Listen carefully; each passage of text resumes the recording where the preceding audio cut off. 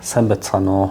Эдгэр жахлан гэдэг улс хурлын байгууллагт одоо 16 жил математикийн багш мэргэжилтэй математикийн багш мэргэжилтэй. За сайн байцгаана уу? Батэрдэн гэдэг. За улс хурлын салбарт 17 жил газар зүүн багш.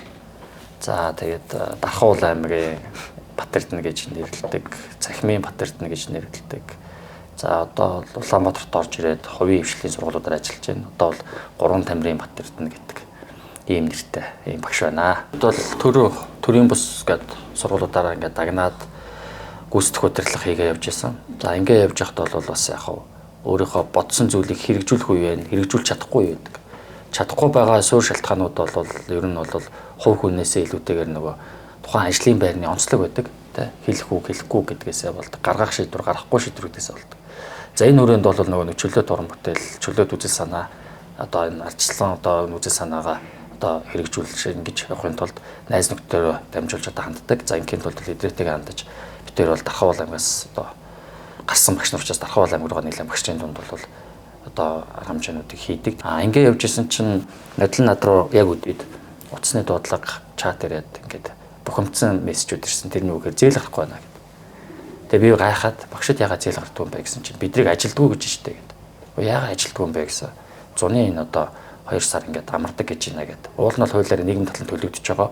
Мөнгө нь 2 удаж ордог. Цалинтай амралт байхгүй. Онцгой одоо нөхцөлтэй ажил гэж үздэг. Тэгсэн чинь би гайхаад идрэл байсан. Идрээ судлаа үзсэн чинь нэрий тийм байна гэд.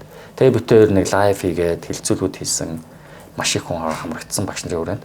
За ингээд одоо тодорхой хэмжээнд дараа нь аппликейшнуд гарсан. За ингээд идэрлэгөө шилжүүлээд энэ асуудал дээр яг үннийг хэлэхэд бол үнэн байсан. Багш нарыг бол тэгээ энэ дээр бол би яг мэрэгчлэр айгүйх гутарсан. Гэхдээ би яг юу хийх гэж би Солонгос яваагүй энд үлдсэн тий. Би яг яах гээд Монголд одоо багштад яваад байгаа. Тэгсэн чинь намайг тий зүгээр нэг захын одоо банк доромжилж шít үндсэндээ тий. Тэгээ ганц бидрийг биш байгаа байхгүй тий. Маш олон хүн байсан доромжлуулсан. За ингээд хараа аппликейшн гараад одоо эдийн засгт харьцаа байсан да их баярлж байгаа. За тэгээ тэр үед яг идрээ маань бас хүмүүстэй холбогдсон багшийн нийгмийн асуудал ямар төвшөнд байгаа, нэр хүнд ямар төвшөнд байгааг бид тэр анзаараад ингээд нийлээ явж байгаа. Тэгээ ер нь бол одоо нийгэмд сүүлийн үед багш нарын нэг нэр хүнд гэдэг асуудал, үнэлэмж гэдэг хоёр асуудал ерөөсөө боловсролын чанарт нөлөөлөд байна л да. Тэгэхээр миний болоод Батэрдний одоо бидний яг ингээд зориод байгаа зүйл энэ зүйлсээр нь дамжуулаад ерөөсөө нийгэм багш гэдэг одоо мэргэжлийг буцаагаад өмнө байсан шиг авчи үнэлэмжийг нэмэгдүүлээ. Тэгээ хувь хүний хөгжил энэ боловсролын чанар бол ерөөсөө энэ хоёр зүйлээ дагаад явах юм байна гэдэг. Тэгээ энэ тал дээр нь л одоо яаж ажиллах вэ гэж бодож байгаа. Өмнө гэдэг нь бол одоо нэлээд дээр өндөр цалинтай байсан гэж ярьдээ. Одоо манай ээж одоо эцэгүүд маань манай ээж математикийн багш. Тухайн үед 690 төгрөг байхгүй юу? Одооныхоо 600-900 юм байна. Тийм. Би ч өөрөө нөгөө багшийн гэр бүл одоо аавч хоёулаа багш. Тэгмүүд аавч хоёрын авдаг цалин тэгээ нийгэм байдаг нэр хүнд одоо картын барааны үе хүртэл гэдэг бүр 95 6 он хүртэл ярих гэдэг нь л тэр хүртэл ерөөсөө л багш гэдэг хүн өөрөө ямар их нийгэмд үнцэнтэй байсан, багшийн үнэлэмж ямар байсан, авдаг цалин ямар байсан гэж бодохоор тухайн үед яг л одоо олон улсын жишгтэй хамгийн өндөр цалинхаа хуу багш авдаг.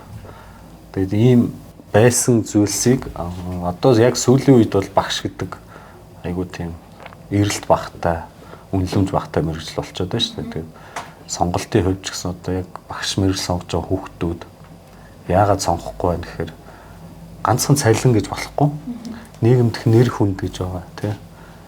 Хүмүүс ч бас мэргэжлэр нэг бахархаад гоёж явах хэрэгтэй гэтэл өнөөдөр яг залуу үе маань шинэ багш нар маань багш гэдгээр бахархаад хэр их одоо сэтгэлийн одоо таашаал авч ийн гэвэл хэцүү баг.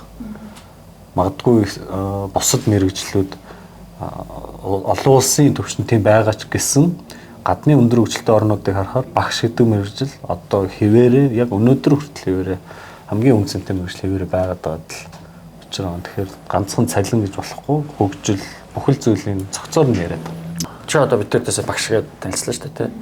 Тэгэхээр ийм вау гэсэн мэдрэмж төрөхгүй байгаа байхгүй. Тэ бид нар гудамжинд хүмүүстэй ингээд тааралдаад би багш гэхээр вау гэхгүй. Харин захирал гэхээр вау. Тэр нөгөө хүмүүсийн харж байгаа өнцөг нэг тийм сонирн болцсон. Тэ эрдэм мэдлэгтэй хүмүүс гэхээс илүү нийгмийн борчууд, ядуучууд тэ арай гэж нэг ээш тэнцсэн эсвэл муу сурж байгаад багш болцсон гэж боддог. За гэтэл бол бас онц сурж байгаад багш болцсон, хүсэж багш болцсон хүмүүс энд байдаг. Энэ хүмүүс маш их хамгаалах гэж үлддэг. Аль болох гадагшаа явахгүй хичээдэг. Гэхдээ одоо энэ нийгэм нь өөрөө гадагшаа явахаас аргагүй болгодог. За тэгээд миний мэдэх одоо маш олон найз маань гадаадад одоо багшийн мэргэжлээ болоод ингээ байж гин. Сайхан амьдарч гин. Тэгээ би бүр сүүлдээ шантаад битээ ирээ гэсэн чинь эхлээд би ч аягүй ууралд байсан. Ирэх чи энэ боловсролчин болохоо байлаа гэх. Тэгээд ясан чи нийгэм нь өөрөө юм хүнд хэцүү байгаа юм байна. За багшийн нэр хүнд унсныг бас нэг зүгээр энгийн жишээгээр ярихад бид нар зүгээр нэг юм өөр мэргэжлийн хүмүүстээр ингээ үзүүлэх гэж очдөг. Нэг 5 минут цаг аваад дурамдуулах гад, нэг суцаад бариулах гад зүгээр нэг ингээ те одоо ламбуу за жишээр л да. Тэгээд одоо шашин за имлэг хүмүүстээр тийш очдөг. Царийг нь хараал 30-аас 50 сая төгрөг. Зүгээр. Тэр энэ зөвхөн багш мэргэжилтээр биш өөр хүмүүстэй зөв нийгэмдэр. Би одоо зүгээр нэг юм шашны хүн дээр очиод ингээд үзэл миний царайг хараал жил асуугаал 50 сая төгрөг. Тэгээ уул сайхан нүдэндээ галтаа нүүрэндээ цогтоо хөвгт байна. Ингэрээ тэгэрээ хилам ихтэй байна. Заслаа хэлгээрээ. Үнэн худлыг би мэдэхгүй. За эмчтэр очлоо. Ямар эмчилгээ хийхийг мэдэхгүй би зөв зовирлж байгаа. Би тэгээд очлоо. Тэр эмч надад цаг өгсөн байдаг. Улсын хол жоохон удан, хувийн хол жоохон хурдан. Тэгээ үзлэгийн уу гэж байдаг. Эмчилгээнийх гэж байхгүй. Үзлэгийн үйлс тэдэнд төгрөг. 30-аас тэгээд дэш. За ингээ орлоо би 5 минут болно эмчтэр. Бөө юм ажиллаа хаяад очиж. Бөө юм болж очиж. Тэгээд тэр эмч бол цалингаа авна. Эмнэлгийн ашиг. За багштай ирлээ. Одоо чи над дээр хүүхдээ гадаад зайд сургая гэв. 2 цаг хуйлаа ноцолтон заяа. Би өөрөө кофе ногоом гэвэл. Тэгээ гад.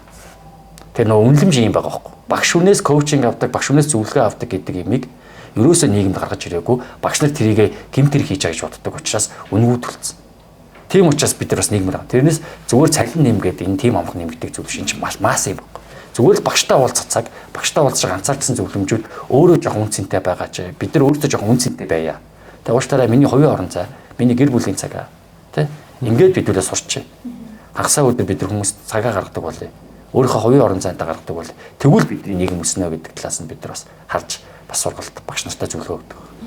Зөвхөн улсын хөгжил ингээ яриад явах юм бол ер нь бол зөвхөн бид нар жоохон Куамын газар зүй гэдэг эдийн засгийн газар зүй гэдэг талаас нь би тайлбарлах газар зүй учраас. Яг тэр улс орны хөгжлийг ингээд өгнөхээр боловсролын хөгжил, эрүүл мэндийн хөгжил, дараа нь бус хөгжлөөр ирдэг. Тэгэхээр бид нар нөх хөрөнгө оруулалтуудаа хийхдээ эрүүл мэндийн салбарт эхэлж анхаарад нэрээ амьдралыг бооруулаад тэгээд одоо нэг эмэгтэй хүүхдэд ногд хүүхдийн тагж ирдэг. Одоо тий энэ багасаад за тэгээд боловсролд анхаарч эхэлдэг гэсэн. Тэгээ манайхан ч нөгөө тэр шатаа даваагүй хөгжиж буй орон ангилалтай байгаад байгаа байхгүй. Тийм учраас бид нар нөгөө байгаа хөрөнгө оруулалт эхлээд нийгмийн аюулгүй байдал руу анхааруулах хэрэгтэй. Одоо хүүхд энддэггүй байх хэрэгтэй. Одоо орчиндоо тэгвэл бид нар тайван болж эхэлнэ. Стрессгүй.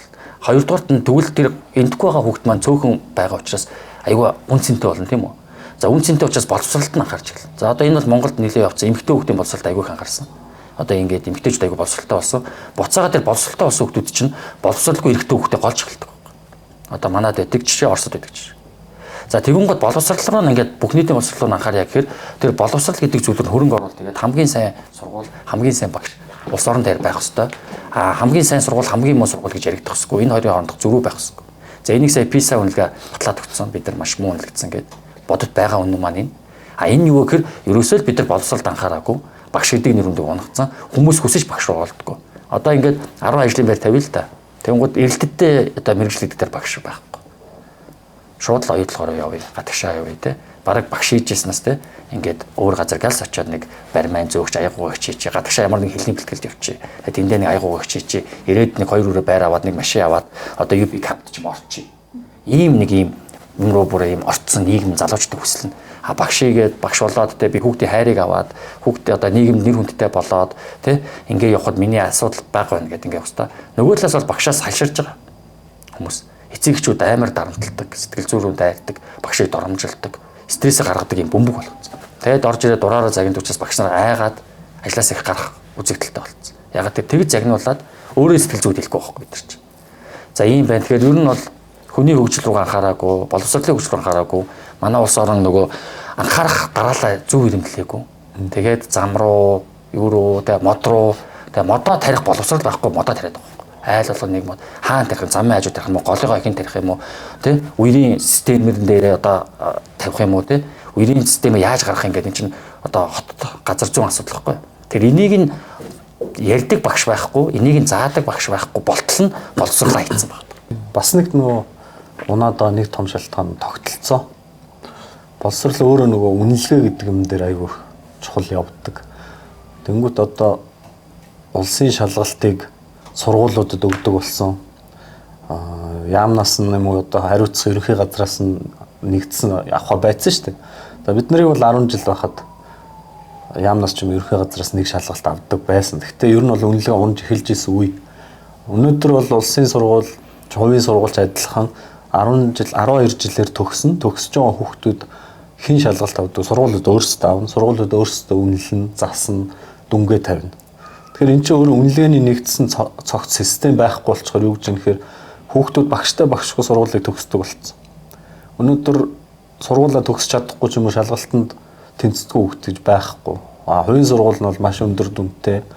Улсын сургууль нь одоо яг жоохон тааруу ч юм уу эсвэл гайгүй хүүхдүүдэд өндөр тавьчихдаг ч юм уу. Ингээд үзэхээр үнэлгээ бол одоо үнэхээр хуурамч болсон. Энэ бол энийг бүр хуурамч гэж байна. Яг жинхэнэ бодит үнэлгээтэй сургууль ч юм уу гэвэл хэцүү шүү. Бас ярил. Тэгэхээр энэ өөрөө нийгмийн шаардлага юм уу юу юм мэдэхгүй. Гэхдээ улс гэж байгаад яам гэж байгаа бол үнэлгээ нь өөрөө шудраг байх хэвээр, чанга байх хэвээр. Окей, хамаагүй гадагшаа явж гин те зарим сургуулиуд. За тэднэр дээр бол одоо бид нар Монголын яг энэ төгссөн үнэлгээ гэж шаардлага гаднаасаа байх уу байхгүй бол дараагийн асуудал. Гэхдээ үнэхээр бүрэн дунд боловсрол цөм хөтөлбөр гэдэг одоо ямар нэгэн хөтөлбөрүүд гараад байна. Байдаг бол үнэлгээ нь өөрөө яг л улсаасаа тийм одоо стандарт байх хэрэгтэй. Энэ дээр нь бүр стандарт тавьдаг. Тэрийг нь өөрөө энэ албаны байгууллагууд нь хямдаг байхгүй бол яг энэ үнэлгээ өөрөө унтчихаар багшийн хэрэгцээ гэдэг юм дагаад унчаад байгаа. Ямар нэгэн зүйл үнэлгээтэй чанартай байж тэрийг гүйцэтгэдэг хүмүүс бас үн цэнтэй байх хэрэгтэй. Тэгэхээр эцэг эхүүдийн бас нэг багш нар руу дайраад байгаа нь тэр байхгүй. Өө манай хүүхдийг сурахгүй бол өөр дараагийнх нь байгаа. Тэгээд бүр байхгүй бол манай хүүхд угаасаа наад сургууль чинь төгсчихнө гэдэг юм. Иймэрхүү эцгийн хандлага дээр хэн алдаа хийж хэрэг тогтолцооны гажууд нь өөрөө унтсан. Тэгэхээр энэ үнэлгээнд дээр нэлээд санхаарч өгөхгүй бол бас багшийн нэр хүндийг бас өсгөхөд хэцүүлтэй тийм. За цалингийн үед нэг шалтгаан бол мó. Гэхдээ хамгийн одоо гол шалтгаан ч юм уу эсвэл ерөөсөө энэс болоод нийгэмд ингээ унтчаад байгаа ч юм уу эрэлт нь багасчаад байгаа гэвэл бас хит өрөөсгөл болчихно. За жишээ авъя. Би Хонконгод багшилж ирсэн. Тэнгүүд Хонконгод багшилж ирсэн тэр багш нарын за цалин мэдээж өндөр. Гэхдээ тэр багшаас ч өндөр авдаг байгууллагууд зөндөл байдаг. Тэнд хамгийн гоё зүйл нь юу гэхээр яг түрүүн багийг ярьж байгаа тийм. Би ингээ энэ тэнд хүмүүстэй уулзаад юу гэдг вэ гэхээр би багш гэхээр бүгд ингээд бүр уулга алддаг. Тэгээд аль сургууль ямар сургууль вэ гэдэг чинь нөгөө дунд сургууль, баг сургууль, ахлах сургууль гэх бүгд тустай байдаг багш нар. Тэнгүүд би ахлах сургуулийн багш гингүүт бүр ингээд намайг бүр ингээд те харах нүд үнцгэн бүр ингээд тэгээ метронд явж ивэл баг суудал тавьж өгөх хэмжээний ч юм уу ингээд шүттэй байгаа юм шиг те. Тэндээс чи би ингээд маш их гоё эрч хүчийг авч шít. Тэгээ ийм зүйлсийг бүтээхэд бол нөгөө бусад зүйлс нь тэрнээс намайг тэнд цалин өндөртэй баян хүн гэж тэр хүмүүс харахгүй байхгүй. Цалин өндөр байна гэдэг нь нэг талын хөшөөргөл болохоос те нөгөө талын өчнөө юм байна. Яагаад тэгэхээр тэнд багш нар нь маш олон талын чадвартай байдаг. Маш олон талын сургалтыг хийдэг. Өнөөдөр бид нэр коуч гээл, ментор гээл, сэтгэл зүйч гээл те одоо юу гэдгийг лектор гээл ингээд маш олон төрлийн мэргэжлүүд байна. Тэнд бол багш нар нь энэ болгоныг одоо хийдэг хүн байдаг. Гэтэ насан туршаагүй хүмүүст хийдэг. Насан туршаагүй хүмүүсийн би менторыг хийн, лектор хийн тэд нарт. Эргүүлээд коучинг, сэтгэл зүйчийн те. Ер нь бол багш энэ олон талын чадварыг тэнд олгочдөг учраас хүмүүс багш гэхэнгүүт универсал хүн байна гэд ингээд шүтээдэ штэ. Тэгэхээр энэ талыг нь анхаарах ёстой. Тэгэд ийм олон чадварыг анхаарсан чадвартай хүнд бол угаасаа тэгэл салин дагаал явна штэ. Тэгээ эцэг хүүд ч гэсэн ер нь нэг нөгөө талаасаа сэтгэл зүйчт нэг аваачих. Ингээл одоо сэтгэл зүйчт маш өндөр төлбөр төлөөл өндөр хүүхдүүд аваачиж чинь одоо менторуудад аваачиж чинь каунслеруудад аваачиж чинь тий хувийн коуч гэж аваачиж чинь гэтэл уг нь багш нараа чадварчулчвал энийг чинь багш хийгээд яг түрүүний нөгөө яриад байгаа багш дээр хүмүүс цаг авч эхэлнэ тийм үү. Тэгээд багш нар өөрсдөө одоо үнэлэгдээд эхлэх байхгүй. Тэгэхээр нэг номерт одоо тэр цалин гэхээс илүү бас нэг нөгөө талд ингээ явах юм нь багшийг хөгжүүлмээр байгаа юм. Хувь хүн талаас нь багш нар маань өнөөдөр үнэхээр үндсэн өөрийнхөө академик мэдлэгт бол маш сайн байна. Жишээ нь математик багш нар нь бол маттай сайн байж байна те. Гэтэл цаана ингээд өчнөө шаардлага байгаа шүү дээ. Ялангуяа өнөөдөр энэ нийгэмд бол энэ Gen Z альфа үе дээр бол бүр ингээд бүр их шаардлага хэрэгтэй болчиход байна шүү дээ. Ганцхан академик мэдлэгээр явахгүй болчиход байна. Тэгэхээр энэ байгаа тэр шаардлагад нь хангасан багш нараа бэлдэхтэр маш их анхаарад тэр хувь хүний хөгжил дээр нь анхаарчвал тэр санхүүгийн орлого гэдэг чинь дагаал өснө л дээ. Ер нь бол мэдээ цалин өндөр байхыг бол би эзэж үгүйсэхгүй байгаа. Тэгээ нөгөө талд нь бас нэг ийм үнцэг байгаа. Маш их хэцүү зүйл туулж аж цалин $1000 төгрөг. Тийм. $1000 гэдэг байгаа. $1000 нь хэмжээ нөр өсөд байгаа байхгүй. Инфляцаар. $1000 бол байранд байгаа. Тэр $1000 цалинтай байсан үгээр байсан байгаа багш. Хуучинд нь авчигдчих чинь $1000-аас. Тэгээд одоо миний цалин өссөн гэдээ би яриул буруу болчихсон. Миний цалин байранд байгаа. Ягаад тэгэхээр би тухайн үеийн долларын ханшаар өөрийнхөө цалинг үржүүлээд одоо үржүүлэхээр миний худалдаа авч чадвар хэвэндээ байгаа. Тэгэхээр Монгол мөнгөөр багш нараа цалингаа битээ бодоорой. Хоёрдугаар бид нар хэдэн мянгуулаа гараад $1000 төргийгээд $1000 төрөхгүй. Ягаад тэр боловсролын систем маань багшийн хомсдолд орцсон. Өнөөдөр физикийн багш байхгүй байна. Газар зүйн багш нар шалгуур ажлууд хийгээ явж байна. Удирдах хүчний хомсдолд орцсон. За ийм үед яах вэ гэхээр өөрийн гэсэн нэр төртэй, карьертай, үнэлэмжтэй, чадамжтай, мэрэгжилтэй, ёс зүйтэй, мэрэгчсэн багшийг боловсон хүчээ хайж эхэлнэ. Энэ бол эрэлт нээлттэй хуулиараа явна. Тийм учраас багш нараа өөрсдөө хөгжүүл. Тэрнээс бид нар $1000 болгоод 1000 болдго юм шиг.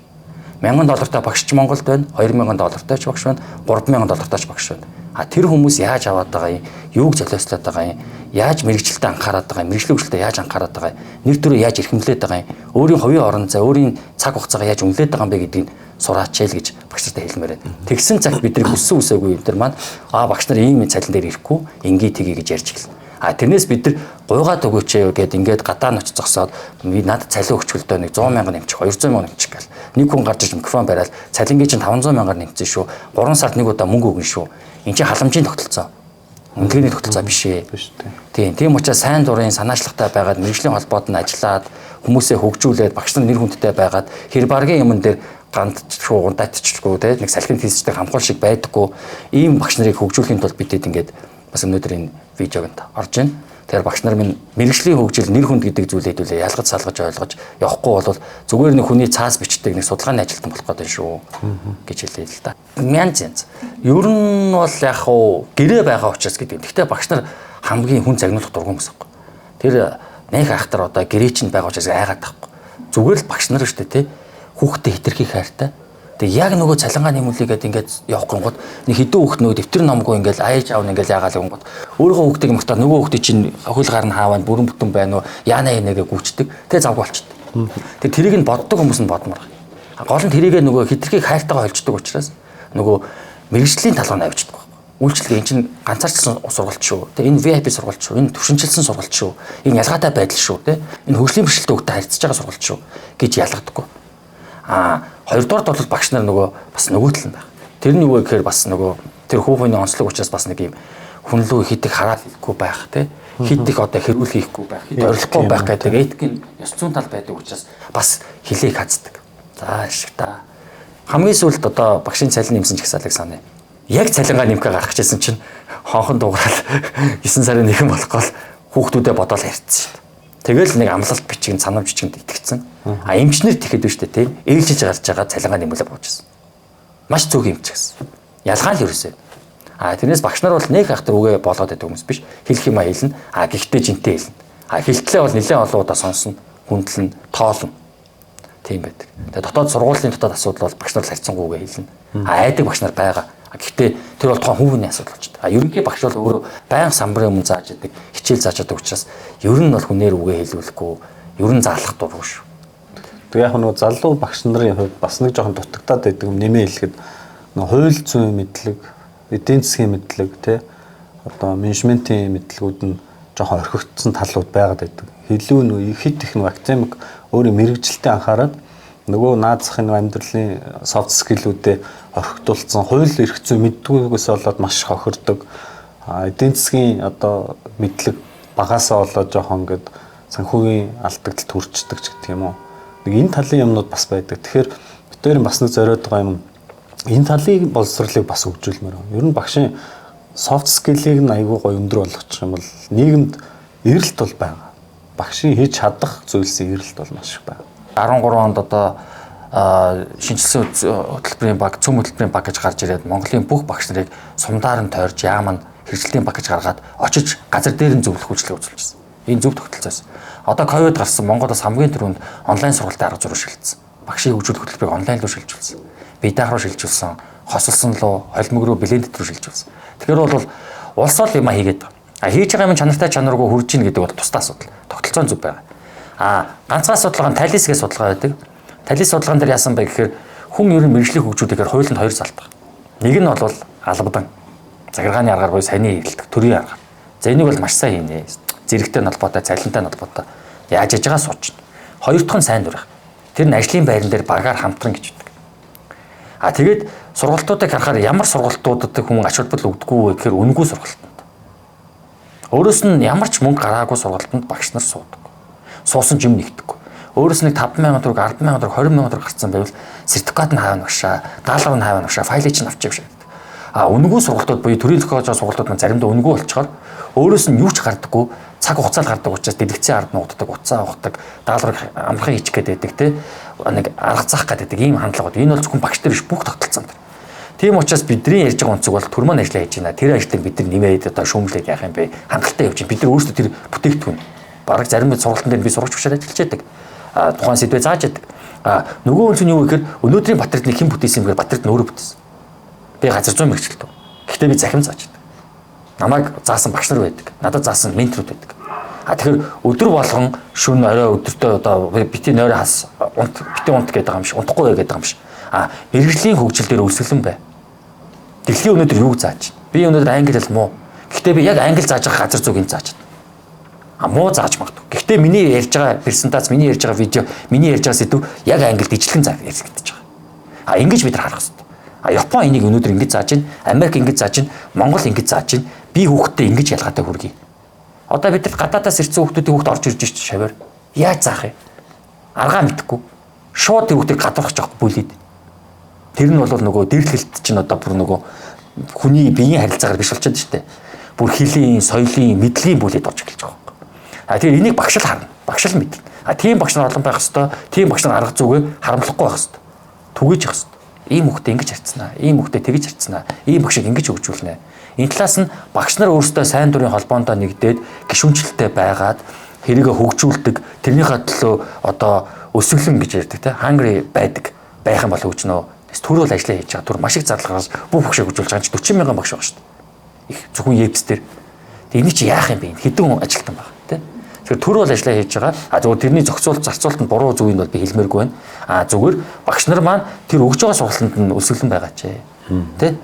Өөрийн санаачилтай байгаа ч очиод хэрэгжүүлдэг байгаа ч буцаагаад фидбэктэй эргэх холбоотой байгаа ч өөрөө сургалт заадаг байгаа ч мэргэжлийн холбоо нэгдээч сайн дурын сургалтуудыг зохион байгуулаач гэдэг үнцгүүдийг л их ярил бид нар яах нь зөв хөгжил орно. Одоо нөгөө нийгмийн оролцоонууд маань багасаад зөвхөн төрлөө чиглүүлээд нэг хүүхэд муу залаа тэрний буруу нэг муу зал төрөнд дийлэхгүй байгаа юм.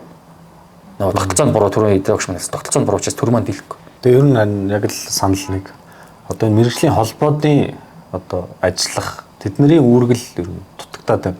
Мэргэжлийн холбоод өнөөдөр юу болчихоо ихэнх зүгээр нэг шагнал өгдөг, тэмдэг өгдөг тий. Тэгээд нэг ганц нэгхэн зүйлээгээд яг ингээд нэг чиглэсэн юмнууд руугаа өөр өөрийнхөө яг зорилттой юм руугаа ингээд орж өгөхгүй байна. Тэгэхээр энэ хувийн хвшлүүд сайн одоо мэргэжлийн холбоод сайн ажиллах хэрэгтэй. Түр ганцаараа энэ чинь хийх албагүй шүү дээ. Ер нь бол арчилсан системд бол эн чинь түр хувийн хвшил хамт явж байна. Тэгэхээр нөгөө багш нарын холбоод багш нарын яг энэ чиглэсэн байгууллагууд нь хувийн хвшлүүд нь яаж игээл өөр өөрийнхөө арга замаар хөгжүүлэх тал дээр хувь нэмрээ орлох хэрэгтэй. Энэ хүн чинь нэг юм янз бүрийн ярина. Тэгээ би нөгөөхөн дээр нь бас юм бодно. Тэгээ яг нөгөө найз нөхдөд биеийнхээ нөгөө үзэл бодлыг хөндлөж байгаа хэлбэр. За тэгээд яасан гэхээр одоо холбоодуудад бол надад бас нэг холбоо байлаа. Дархуул аймгийн залуу багш нарын холбоо гэж анх байсан. Нэр усын аваад ингээ явж байсан. Тэгээ холбоог маань авъя гэж над руу нэлээд хүмүүс хандж байсан. Тэгээ одоо бол үйл ажиллагаа зогссон байгаа. За өнний дараа бол Монголын залуу багш нарын холбоо гэж гарсан. Одоо өгчтэй нэрвэл. Тэгээд дархан нээх гээд ингээд хүмүүс хандж байсан. Одоо бол өөр хүмүүс аваа явдаг. Гэхдээ тэр улс төрчид сохог холбоо. Одоо шууд нэг улс төрчийн мэдлэг болчоод шууд багш нар маань улс төрччөөд болж өгдөг. За дараа нь бас нэг Үйлдвэрчин цалин нэмнэ гэхээр бас дэмжээд ингээд явж ясан чинь нэг багш нар нэг явсан чинь нөгөө хэд маань бас улс төрчөөд тэгээд би идрэл ганц. За идрээ минь одоо энэ тентгийн хүмүүс ингээд санал тавиад уулзаад ингээд дуудахаар нь яваад очих нь улс төрч байх юм аа. Тэгээд ингээд үжил бодлоо яриад ингээд явчих гэхээр нөгөө нөхдүүд чинь тэ нэг тэмцээн урлаан зохиолгодог ч юм уу нэг юмд ингээд хамтарч явж яснаа маргааш нь туг намруулаад ингээд Монгол улсыг тойроо явчих. Энэ жоохон буруу байна. Vibe нийлэхгүй байна. Цаг хугацаа хязгаартай байна. Мэргэжлийн үнэлэмж би өөрийн гэсэн нэр хүнд байна. Би өөрийгөө бас бодмоор байна. Чамааг бодмоор байна. Хоёулаа өөрсдөө нийч. Тэгээд одоо чи өдөр улс төржээд яваад ашигдаг одоо бие биений хануудыг анаад хоёулаа улс төржөөд. А үгүй юм бол яг чи өдөр шиг одоо үзэл бодолтой ийм хүмүүс байвал Монгол байж л. Тэдэртээ зарлаад багш нараа нийлүүлээд багш нар багшийнхаа хөгжлийг дэмждэг сайн дур холбоо байгуулчаа. Нийлэн. Тэ 21 аймагт салбартай бай. Тэрэнд заавал ажиллагаатай байх шаардлагагүй. Сургалт семинарууд онлайнаар хийчдэг, зөвлөгөөнөө хийчдэг. Гэхдээ ийм шаардлага тавьдгүй цалинны мөнгөтэйг зээл олго гэж явахгүй. Тэр чинь хувь хүний өөрийнх нь эрхийн асуудал. Тэр хүн мэдлэгтэй, боловсролтой, дипломтой, бие даацсан зээл аавна байна. Тэр хүний асуудал. Гэхдээ яах нь тэр хүн мэргэжлийн хөгжилтэй, нэр хүндтэй карьертай бол зээл нь өөрөө л гараад ирж шүү дээ. Энэ өнцгөөс нь хэдүүлээ харъя гэд ингээд идрээд санал тавьсан. Идрээ маань маш их нэр батсан. Тэгээд Монголын сургууль мөржүүлэгчдийн хөгжлийг дэмжих үндэсний холбоо буюу MYAND гэж нэрлсэн. Mongolian Educators Alliance for National Development гэж. Ер нь бол нэг хэд хэдэн юу байгаа, зорилт байгаа. За нэгд бол түрүү яриад байна те. Багшийн хөгжлийг дэмжиж. Ер нь бол багшийг яаж ингэж мэрэгжилтэй. Тэгээ багшийн хөгжлингүүд бид нар ер нь сүүлийн олон жил одоо математикийн багш бол математик нь те гэж л ингээд нэг юм тухайн яг судлагтуунаар нь л явж исэн. Тэгээд ерөнхийн нэг дидактикийн нэг хэдэн юм явдаг.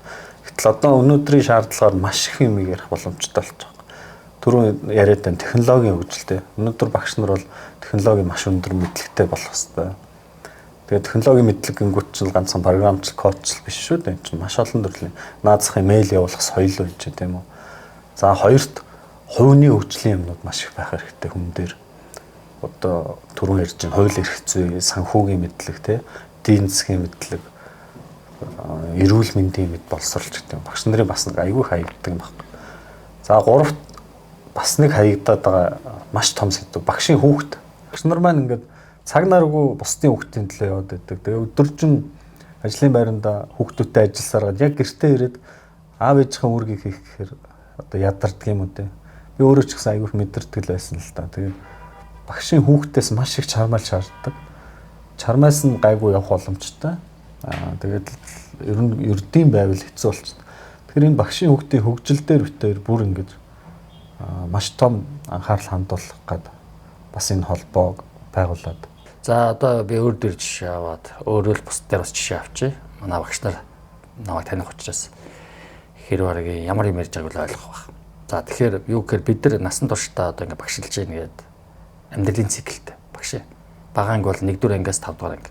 Тэгээ дунд анги бол 6-р ангиас 12-р анги төгсгөөд өгч байгаа. За гэтэл тухайн анги төгсөхдөө тухайн хүүхдүүдийг одоо анги удирдсан байна уу, мэрэгжлийн байна уу хамаагүй дараагийн шатны сургалт гаргаж өгдөг. Миши 800 авсан миний 20 хүүхэд гал багш нар баярлал, постлол, засаг дарга нь мөнгө өгөөл. Тэ бид нар бүгд баяр хүргээл, улсын олимпиадын авраг төрүүлээ гал бид нар баярлал, тэр хүн баярлал. Ингээ явдаг. Өөрийнх нь хүүхд таа. Ингээ харахаар байдаг. Одоо бас манайхан дунд нэг алдартай үг байдаг. Багш хүүхд муу сурдаг. Багш хүүхд муу. Энэ зүгээр гарцсан үг биш. Ягаад тэгэхээр бид нар багш гараа явчихад ард нь 30 40 хүүхд эзэнгөө өрхөгдөж яадаг. Захирал гараад 3 400 хүүхд 500 хүүхд 1000 хүүхд гээ явдаг ерөнхий утгаар. Тэгтэл гэртээ ирээд нөгөө завгүй хүмүүс ч яадаг юм хэрэг стресстэй байдаг. Дуу чимээний стресст орсон байдаг учраас хүүхдүүд нь гэрт нэрэнгууд ингээ тоглож моглоод юм ярих гингууд өдөржин хүнтэй юм ярьц. Өдөржин хүүхд загинцсан хүн. Өдөржин тоос шороод орчинд байсан хүн стресстэй гот хүүхдүүдийг харьцгаа болж эхэлдэг. Айгүй их ийм тохиолж идэг. Ингээд нөгөө хүүхдүүд нь ээж авгаа ажил дургу болж эхэлдэг. Ээж нөгөө муу сурч эхэлдэг, хайхамжуулдаг. Хоёрдугаар багш хүүхд бүлэнд орж эхэлдэг. Аавд ч хэлсэн шүү. Ээжтэй хэлсэн шүү. Одоо таны хүүхд жишээлбэл сургууль явжвал та багштайгаа жил нэг л болсон. Нэг л удаа хүүхдээ хадлагдсан. А гэтэл багш хүүхд бол яг нь өдөр болгон миний хүүхдээ хадлаа би мэдээлэл авах нь шүү. Таны хүүхд өндөр хичээлд оцорсон. Нөгөө хүүхдээрээ тоглоо явж байгаа байхгүй. Хүний хүүхд тоцорч болно, багш хүүхд тоцорч болохгүй. Хүний хүүхд унтаж болно, багш хүүхд унтаж болохгүй. Хүний хүүхд тоглож болно, багш хүүхд тоглож болохгүй. Гэдэг имийг санамсаргүй байдлаар багш нар өөрсдөө гаргаж ирдэг. хоолн дээр жоохон таних өнөдөр ингэсэн шүү дээ. Айгүй хөөрхөө муу авцсан байлээ. Нээх хөөрхөө ингээд. Ядаа яг юуг илэрхийлэх вэ гэр те. Одоо би эцгийн хурал дээр ороод тэрийг сонсъё гэдэг байж болно те. Гэтэл иймэрхүү юмуд байдаг. За хоёрдугаар би багш нартай нэлээд ярилцж байсан. 40 хүүхдийг ингээд айгүй сайн дараагийн шатны сургууль явуулчих. Өөрийнх нь 3 хүүхд таан сурж байгаа ингээд байхгүй. Нилээн мэдрэмжтэй, мэдлэгтэй, хувийн ёс зүйтэй, боловсролтой, хүн таньдаг багш хүүхдээ гадны сургуульд тэтгэлэгтэй явуулж чадчихна. Би энэ боловсролын зээлийн сан юусоо яриаг. Зүгээр дундаж шатны сургуульд ирж. Өөрөөрөө явдаг. Потенциалаараа явдаг. Тэ? Хүүхдээ зуны амралтаар SAT, TOEFL, IELTS-ийн бэлтгэл суулгаж чадахгүй. Хүүхдээ аваа явчихдаг. Яг өөрөө амардаг учраас. Бусад мэргэжлийн хүмүүс хүүхдээс 100 сургалтанд сургаж чаддаг. Яг бус үед нь өөрөө амардаг учраас. Ингээд энэ өнцгөн жоохон буруу болчиход байгаа учраас бидэд багш нарт энийг анхааруулж сануулж хэлэхгүй бол нөгөө мөөсрөж хүн сурхаа болцсон байна. Мобисрөж хүн сурхаа болцсон байна. Пиццгийн анги хаагдсан байна. Бодит байдалтай адил нүүр тулъя. Тэгээд өөрийн чинь хүүхд таан сурж ингээр анхаарч аяа. Багшаа та бид хэдүүлээ бие биенийхээ хүүхдэд анхаарал тавиад бие биенийхээ хүүхдэд зөвлөн тусалъя гэсэн лим үнцэг гарч ирж байгаа. Тэгэхгүй бол яг бидний хүүхд бол одоо бусад мэргэжлийн хүүхдүүдтэй ижил нийгэмд ижил өрсөлдөөнд амьдрах гэдэг байна. Багшийн хүүхдүүдийг утгаараа хоцрогдох гээд байна л гэдэг үнцэг гаргаж ирээд. За нэгдүгээрт бидэд ингэж байгаа юм. Яг хөө бас энэ хугацаатай л да. Эхлээд энэ юу мó дуусах те энэ улс төрийн байдлууд нь дуусах. Тийм учраас эхний хэлбэнд бол бид нэр ахлах ангийн хүүхдтэй багш нартай хандаж одоо мэргэжлийн хүүхдийнхаа карьерийг хэрхэн төлөвлөх үү, хэрхэн юу яах вэ гэдэг талаар сургалт хийж. За тэгээд одоо судалгааг би та бүхэнд видеонд орогчно. Тэгээд энэ үгээр маань та хэд маань хамрагдаад бидэд нөгөө хэр их одоо хэрэгцээ байгаагаа мэдж авна. Дараа нь бидэртэй хамтрагч байгууллагууд байгаа. Тэдгээр байгууллагатайгаа хамтраад эцэг эхчүүдэд нь хүүхдийнхаа карьер мэргэжил сонголтын зөвлөгөө, ментор коучинг хөтөлбөр явуулна. Дараа нь хүүхдүүдэд нь англи хэл болон математик, шинжилгээ ухааны хичээлүүдийн зуны хөтөлбөрийг онлайн болон танхимаар явуулна. Энэ бол жилийн хөтөлбөр болно. Эссе бичих, материал бүрдүүлэх гэдэг. Тэгээ коучинг учраас энэ маань бас нэг жоохон хугацаа орно. Дээрээс нь жоохон шалгуур орно. За үнэхээр эцэг эхт нь хүсэл байгаад хүүхэд нь болохгүй байвал англи хэл, математикийн анхан шатны сургалтуудыг бас багшийнхаа хүчээр дамжуулж тухайн орон нутагт нь хийж өгөөд нэлээд шаардлага хангасан хүмүүсийг Улаанбаатар руу авчрах онлайн сургалтууд шилжүүлэх бол биедан суралцах чадвар сураагүй хүүхдүүдээр энэ хөтөлбөр явдаггүй. Ийм байдаг онцлогтой байдаг. За дараагийн асуудал бол багш нарын баяр ороод ирнэ. За тэгээд ороод ирэхээр бид нар залуу багш нар зориулсан хууль эрх зүйн мэдлэг, мэдээллийн ийм эвентүүдийг хийн. За тэгээд бидний хувьд бол яг урд нь бас Сагсан бөмбөгийн улсын авраг багшийн дунд хийжсэн туршлагатай. За тэгээ тэрийг өргөжүүлээд бидэд яах чинь тэгэхээр энэ талд нь сагсны тэмцээнүүд болно, энэ талд нь волейбол тэмцээн болно, энэ талд нь захирлуудад зориулсан хууль эрх зүйн сургалтууд, залуу багш нар зориулсан хувийн хөгжлийн сургалтууд байхгүй бол манай залуу багш нар консоль төчгтэй хэцүү, хүнээс юм асууж чаддаггүй, өргөдөл бичиж чаддаггүй. За наадл нь жирэмсэн болоо тий, жирэмснийхээ өргөдлийг бичиж чадахгүй байх асуудлууд байдаг, тулгардаг бодит байдалтай. Банкны эзэн засагчтай юу гэж уулзсан? Хүн ажлаас гарахдаа юу гэж хэлж гардаг? Ажилд орохдоо юу гэж хэлж ордог? Чөлөө явахдаа юу гэж хэлж чөлөө авдаг? Гэдэг энэ талын юмнуудыг нөө кейсүүдээр суурилсан зөвлөх багш нартай хамтарсан юм чөлөөт эвентүүдийг хийгээд ингээ иргэжлийнхаа бид нэр өвлийн амралтаар бол олон талд арга хэмжээгийн цогцоор нь хийгээд одоо холбоогоор дамжуулаад ингээд мэргэжлийн хөгжлөөр чиглүүлнэ. За мэдээж хүмүүс маань бас одоо олон нийтийн арга хэмжээнд оролцоотой байдаг. Сайн дурын саналтай юмнууд надад мэргэжлийн хөгжлөлт гэхгүй. Тэгэхээр олон нийтийн ч цуг явна, сайн дурынх нь мэргэжлийн хөгжлөл нь явна. Тэр нь гүнзгий төвшин буюу стресс төвшөнд олимпиадын бэлтгэлүүд, гадагшаа явах бэлтгэлүүд, коучинг тэтгэлэг хөтөлбөрүүд, за мөн ялгаатай байдлыг дэмжсэн хоцрогдолтой хүүхдэд яаж ажиллах юм, хамгийн сайн туршлага хаанагаа. Тэгээ тэр хүн бүгд сайн дурынх байл илүү гоё. За мэдээж тодорхой төлбөр мөнгө тухайд яригдах бах. Одоо юуны зардлууд одоо зохион байгуулалтын зардлууд. Гэхдээ тэр хүн өөрөө хүсэж ирдэг байх, зааж байгаа багш нь хүсэж заадаг байх. Ингээд мэргэжлийн холбоогоор хөгжиж явъя гэдэг үнцүүдийг гаргана. Чадах чадахгүйгаа мэдэхгүй байна. Гэхдээ ямар ч байсан одоо хүсэл баримт эхлэлийн эхлүүлээ те. Эхлүүлчихье. Хоёр багш нь ямар ч зүйл эхлүүлчихье. Тэгээ та нар маань нэг дээр л гэх гээд байна. За тэгээд ер нь бол багш нарын холбоогоо бит хоёр ямар ч эхэлчихэ. Тэгэхээр үндэсний хөгжлийн төлөөх Монголын сургууль мужиглэгчдийн холбоо гэж ер нь бол орчуулад байгаа мянд. Тэгэхээр энэ холбоо маань ямар ч бит хоёрын санаачлагаар эхэлсэн, байгуулсан. Тэгэхээр юу одоо хүсээд байгаа вэ гэхээр яг бит хоёрын зориод байгаатай ижилхэн тий зорилготой хамтдаа ингээд багш нараа хөгжүүлэх, багшийн хүүхдийг хөгжүүлэх, ер нь л энэ бүх хийх гээд байгаа зүйлс маань санаа сэтгэл нэгдсэн багш нараа бит хоёртой нэгдэж хамтдаа хийя л гэдэг. Гэхдээ яг хоёулаа бол үнэхээр хийж чадахгүй. Тэгэхээр 21 аймаг одоо 9 дүүрэг тий нийт багш нар дундаасаа яг энэ холбоод маань хамтраа цаашдаа чин сэтгэлээсээ ингээд хөгжлийн төлөө явъя гэж байгаа багш нар байвал хамттай өртөө одоо холбогдоод нэгдээд хамтдаа л боловсруулалтаа хөгжүүлье гэж хүсэх гээд байна. Улс төрчмөр л даанч одоо тэгээд нөгөө ёс зүйн тулаад байна. Хэрвээ улс төрч гэсэн бол айл дээр улс төрчөөд гараа дэвшээд аягуул сонгогдсон явж байгаа. Нэгтгэн тэр. Хоёр дахь нь юу вэ гэхээр энэ сонгуулиас өмнө одоо эдрээ бүтэрийг мэддэг багш нар мэднэ. Сонгуулиас өмнө энэ арга хэмжээг бид нар хийж ирсэн. Сонгуулийн өмнө гинт гараад ирээд байгаа ч юм шиг. Өнгөрсөн жил бид тэр зээлийн асуудал ярьж ирсэн. Багшийн улсын авар зохиож ирсэн. Энэ жил 3-9 багшийн улсын авар зохиосон. Тэрний өмнө би 21 аймгийг бас тойроод өөрийн сургалтуудаа явуулж яадаг.